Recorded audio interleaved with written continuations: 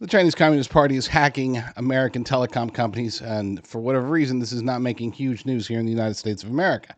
JustTheNews.com is one of the very few that is covering it. They say a ninth U.S. telecom firm has been hacked by a Chinese espionage campaign, according to the White House. Charlotte Hazard over at JustTheNews.com reports the White House confirmed that a U.S. telecommunications firm was hacked by China as part of an espionage campaign, resulting in government officials in Beijing gaining access to private texts and calls from an unknown number of Americans. This is the ninth U.S. telecoms company that has been hacked in the operation known as Salt Typhoon.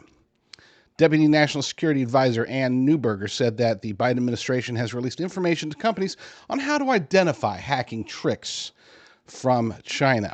However, this has people alarmed because, well, let's face it, if they can hack our telecoms, if they can hack our texts, if they can see our calls, maybe even listen in on our calls, that's bad news, especially when we consider that, according to officials, it's not just the private sector, that this is also affecting senior government officials and prominent political figures here in the United States.